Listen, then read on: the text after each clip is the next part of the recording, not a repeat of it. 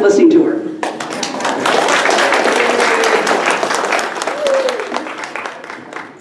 You know, Charles Patterson is normally such a happy person that it's a shame he has to come and see us at this time of year every year and bring us such depressing news. That every time they're meeting, all you can wish is that they'd stop meeting and perhaps do nothing. The title of my talk today is, Where Are We? What Happened? The last year has been a real roller coaster in the politics of growth management, particularly in Martin County. But hey, thank you. We did it. The citizens' role in growth management has never been more dramatically demonstrated than it was this year in Martin County. The Martin County Commission voted 4-1 in August of last year to amend Chapters 1 and 2 of the comp plan and make concurrent changes in Chapter 4 and Chapter 8 and 9. The amendment has a lot of cleanup and clarification that you would think no one could complain about, that make it more predictable and easier to understand. But the big changes are putting back into the comp plan the 4 overarching goals that have been there since 1982 and got taken out in 2009.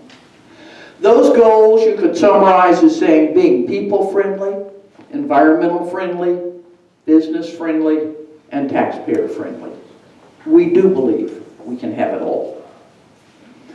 Requiring a supermajority vote to weaken the critical policies in our comp plan that make us different is the other big thing that is in the plan amendment.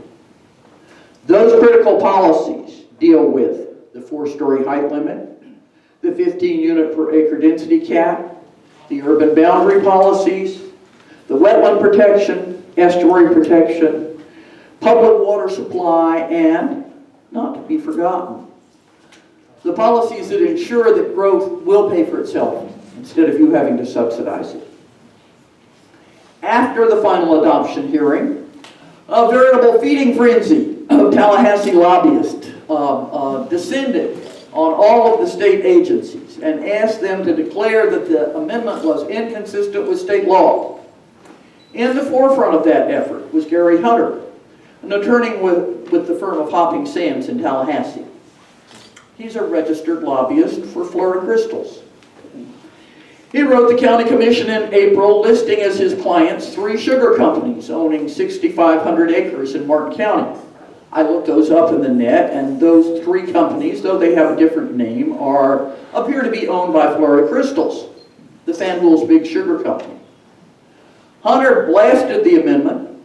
He insisted that the supermajority vote violated state and federal law.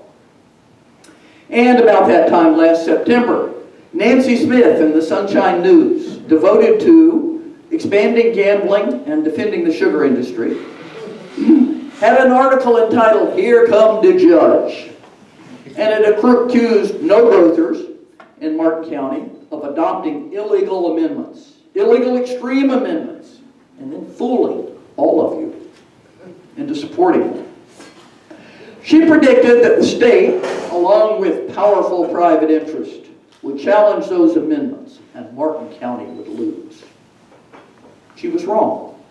The state did not challenge those amendments. There were concerns raised by the South Florida Water Management District, and those concerns were rather easily addressed. She was right that 4 powerful private interests would challenge the amendments. Florida Crystals, whose lobbyists had worked hard to get state agencies to find the amendment not in compliance, did not file a legal challenge. The 4 challengers who did are all owners of agricultural land in Martin County, which is outside the urban boundary. They are Consolidated Citrus, aka the King Ranch, owners of the AgTech project at I-95 and 714. Lake Point, the rock pit operation out by Lake Okeechobee, which is owned by George Lindeman Jr. Lake Point is suing me in a SLAP suit, the county, and the South Florida Water Management District. I am being sued for saying unkind things about their rock pit. They're suing the South Florida Water Management for denying them denying that they have a contractual right to sell Martin County water to Broward County. Becker Groves, an agricultural company west of Hope Sound. Becker was a previous owner who sold a part of their holdings to Hope Groves. Midbrook Realty, aka Hope Groves. The Giant City planned for the headwaters of the Loxahatchee River. It withdrew their application for a plan amendment in the middle of the 2012 County Commission race. They are big bad wolves with deep pockets and lots of lawyers. We have stayed different in Martin County since our comp plan was originally adopted in 1982 because residents and commissioners weren't afraid of big bad wolves. The commission stood their ground on the amendment. The county hired Linda Shelley, a former head of the Department of Community Affairs, to defend the plan amendments. The city of Stuart, bless them, Sewell's Point, bless them, and Jupiter Island, bless them, joined the county as interveners to protect the right of local governments to make local decisions. The Conservation Alliance, 1,000 Friends of Florida, and the Indian River Keeper intervened on behalf of the county with our own Jenny and Howard as their attorneys. We have been up to our ears in depositions ever since. Considering the challengers' array of legal talent, their witnesses have been underwhelming. The county witness list on our behalf and in defense of the amendments includes Tom Pelham, another former DCA chief, Charles Pattison, who was director of resource planning at DCA before he went to 1,000 Friends, and members of county staff. The county has produced a truckload of data and analysis to justify the policies in the amendment. The hearing was originally scheduled for February, but delayed because of illness of the Lake Point attorney. It was rescheduled in March. Shortly before the hearing date, 2 of the challengers dropped out. Lake Point and King Ranch agreed not to contest the amendment if the county added clarifying wording to reinforce the position that we've always had, that the policies of the plan, unlike what the legislature likes to do, are not retroactive. The settlement included a minor concession on the issue of agricultural tax exemptions. Becker Groves, a third party, agreed to drop all issues except one. They will limit their challenge to the new policies that deal with population projections and residential capacity. Those are the policies that determine when the urban boundary gets moved. Hope Groves did not enter into the settlement negotiations, but they may do so at a later time. The county has initiated an amendment to add the clarifying language that is in the settlement agreement. That can be adopted in August. If Hope Groves and Becker have still not settled, the hearing will be in September. Meanwhile, back in Tallahassee, lobbyists who had claimed that the amendments were illegal decided that they were wrong and took another tack. They drafted a bill, House Bill 703, Representative Petronas, Panama City, that would, among other things, make the Martin County plan illegal. The section that makes a supermajority vote illegal seems to be aimed directly at Martin County. Representative Petronas says he's a restaurant owner. He's a people pleaser. He just wants to make everybody happy. If Martin County will come and negotiate with him to make the lobbyists who drafted the bill happy, then he's sure that everybody will be happy. He did not invite all of you. He won't say who that lobbyist represents. Gary Hunter, a lobbyist for Florida Crystals, refuses to say anything at all and refers queries to Florida Crystals. Florida Crystals announced in response, if a meteor hit Martin County, they would blame sugar. They said the problems of the estuary were all our fault because we had septic tanks. They sounded like the kid on the wrong side of a playground shouting match who answers accusations with, "Your mother wears army boots." Senators from Pinellas County, Orange County, and Alachua successfully amended the Senate companion bill to protect their local comprehensive plans. The House bill, as Charles pointed out, is sailing through with very little opposition and very little taken out of it. Be sure, should you get a chance, to thank our Treasure Coast delegation member, Larry Lee Jr. from St. Lucie County, for voting against SB 703 in committee.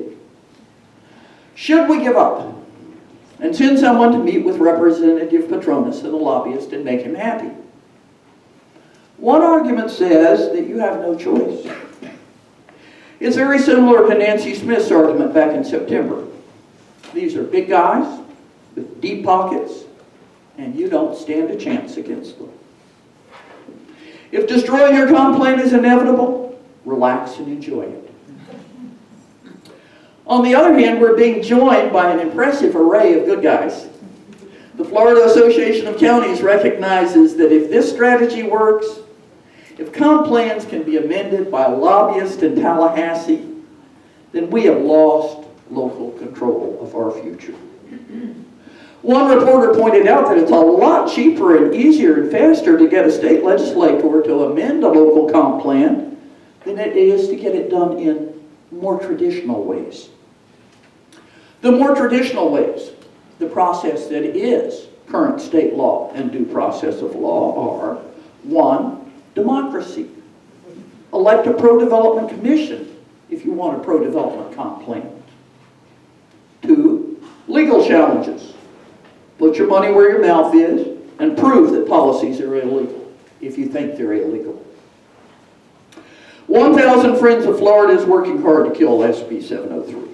They recognize that it destroys the whole concept of local control that the state asserted was their reason for abolishing the DCA and abolishing state growth management. They said they wanted us to do it at home.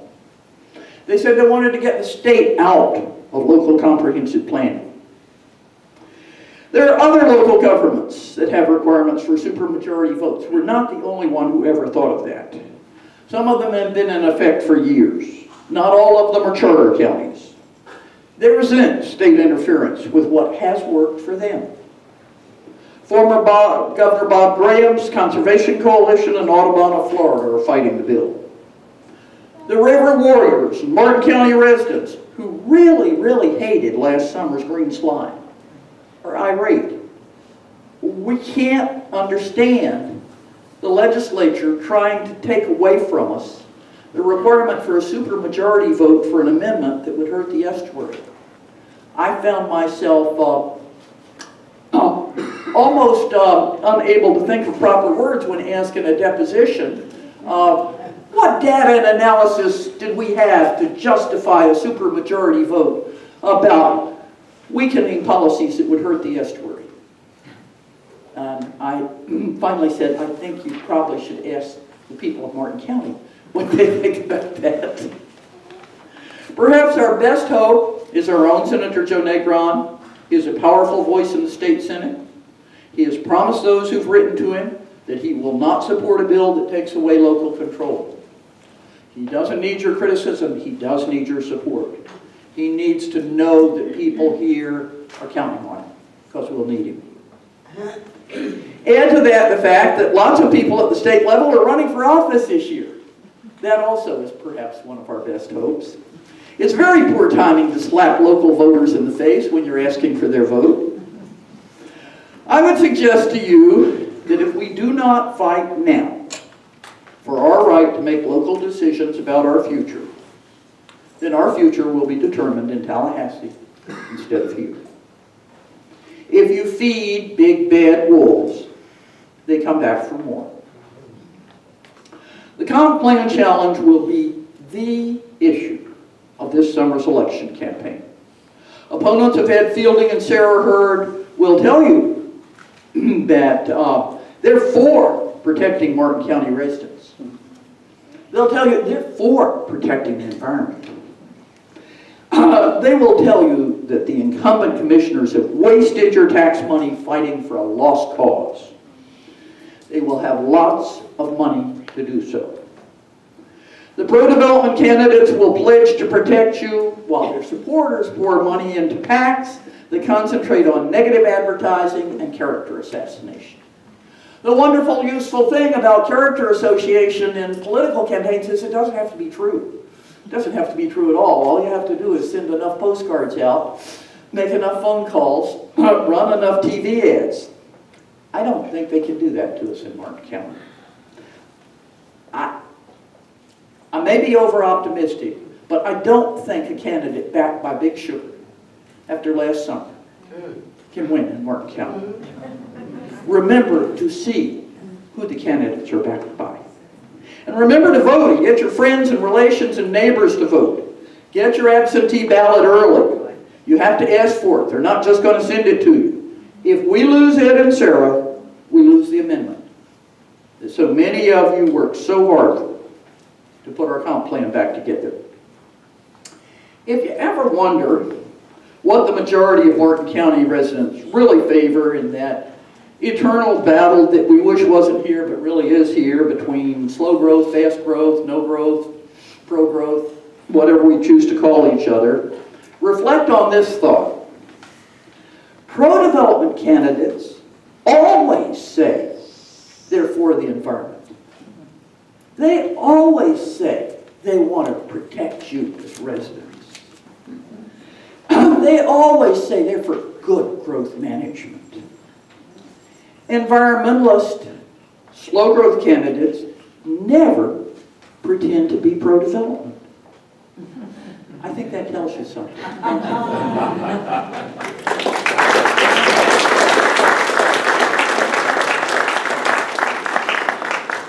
Do you want any questions now? It's up to you. You want to take some questions? Whatever you say. I can take them now or you can... Well, actually, you should do it later. Okay.